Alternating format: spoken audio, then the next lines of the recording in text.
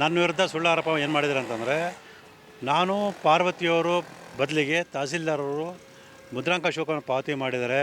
ಇದರಿಂದ ಸಿದ್ದರಾಮಯ್ಯರ ಪ್ರಭಾವ ಅಧಿಕಾರ ಮೇಲೆ ಬೀರಿದೆ ಅನ್ನೋದ್ರ ಬಗ್ಗೆ ನಾನು ಅದನ್ನು ಸಾಮಾಜಿಕ ಜಾಲತಾಣದಲ್ಲಿ ಹಾಕಿದ್ದೆ. ಅದು ಸುಳ್ಳು ಆರೋಪ ಅಂತೇಳಿ ದೂರ ಅರ್ಜಿನ ಕೊಟ್ಟು ನನ್ನ ವಿರುದ್ಧ ಪ್ರಕರಣ ದಾಖಲು ಮಾಡಿದ್ದಾರೆ. ಸೊ ನಿನ್ನೆ ಅವ್ರು ಮಾಧ್ಯಮದ ಮುಂದೆ ಮಾತಾಡ್ಬೇಕಾದ್ರೆ ಸ್ವತಃ ಲಕ್ಷ್ಮಣರವರೇ ಪಾರ್ವತಿಯವರ ಒಂದು ಮನವಿ ಮೇರೆಗೆ ತಹಸೀಲ್ದಾರ್ ಹಣ ಪಾವತಿ ಮಾಡಿರ್ಬೋದು ಅಂತೇಳಿ ಅವರೇ ಒಪ್ಕೊಂಡಿದ್ದಾರೆ. ಅಲ್ಲಿಗೆ ನಾನು ಮಾಡಿರೋ ಆರೋಪ ಸುಳ್ಳು ಸತ್ಯ ಅನ್ನೋದನ್ನ ಸ್ವತಃ ಅವರೇ ಒಪ್ಕೊಂಡಿದ್ದಾರೆ. ಸರ್, ಅವರು ಏನಾದ್ರು ಕಾಯ್ದೆ ಉಲ್ಲೇಖ ಮಾಡಿದರೆ ಅದು ಯಾರು ಬೇಕಾದ್ರೂ ಪಾವತಿ ಮಾಡ್ಬೋದು ಅಂತ, ತಹಸೀಲ್ದಾರೇ ಪಾವತಿ ಮಾಡಬೇಕು ಅಂತಿಲ್ಲ. ತಹಸೀಲ್ದಾರ್ಗೂ ಶ್ರೀಮತಿ ಪಾರ್ವತಿಯವ್ರಿಗೂ ಏನು ಅಧಿಕಾರ ಸಂಬಂಧ ಇದೆ ಅನ್ನೋದು ಹೇಳಬೇಕು. ಯಾಕೆ ಅಂತ ಹೇಳಿದ್ರೆ ಪಾರ್ವತಿಯವರು ಬೆಂಗಳೂರಲ್ಲಿ ವಾಸ ಇದ್ದಾರೆ, ತಹಸೀಲ್ದಾರರು ಮೂಡದಲ್ಲಿ ಅಂದರೆ ಮೈಸೂರಿನಲ್ಲಿ ವಾಸ ಇದ್ದಾರೆ. ಸೊ ಪಾರ್ವತಿಯವರು ಅವರಿಗೆ ಹೇಗೆ ರಿಕ್ವೆಸ್ಟ್ ಮಾಡಿಕೊಂಡ್ರು, ಅವ್ರ ಪರವಾಗಿ ತಹಸೀಲ್ದಾರ್ ಯಾಕೆ ಪಾವತಿ ಮಾಡ್ತಾರೆ? ಹಾಗಾದರೆ ಜನಸಾಮಾನ್ಯರು ಕೂಡ ಮನವಿ ಮಾಡ್ಕೊಂಡ್ರೆ ತಹಸೀಲ್ದಾರ್ ಹಣ ಪಾವತಿ ಮಾಡ್ತಾರೆ. ಸೊ ಇದನ್ನು ಅವ್ರು ಸ್ಪಷ್ಟೀಕರಣ ಕೊಡಬೇಕು.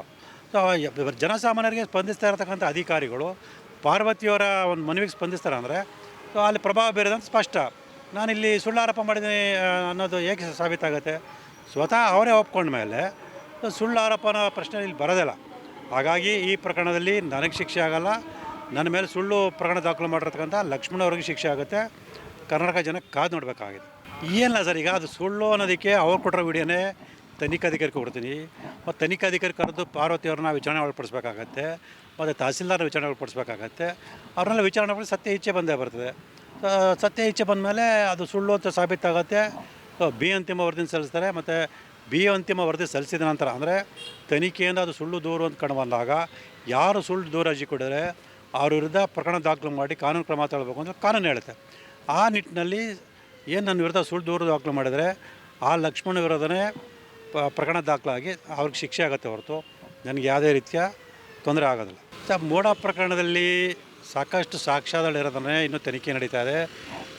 ಲಕ್ಷ್ಮಣ ಆಗಲಿ ಅಥವಾ ಸಿದ್ದರಾಮಯ್ಯರಾಗಲಿ ಆರೋಪ ಮಾಡಿರುವಂತೆ ಸುಳ್ಳು ಪ್ರಕರಣ ಆಗಿದ್ರೆ ಅಥವಾ ಯಾವುದೇ ಸಾಕ್ಷ್ಯಾಧಾರಗಳು ಇಲ್ಲದೆ ಆಗಿದ್ರೆ ಇಷ್ಟೊತ್ತಿಗೆ ತನಿಖಾಧಿಕಾರಿ ಇದರಲ್ಲಿ ಯಾವುದೇ ಹುರುಳಿಲ್ಲ ಮತ್ತು ಸಾಕ್ಷ್ಯಗಳಿಲ್ಲ ಅಂತೇಳಿ ಮಾನ್ಯ ನ್ಯಾಯಾಲಯಕ್ಕೆ ವರದಿಯನ್ನು ಸಲ್ಲಿಸಿದರು.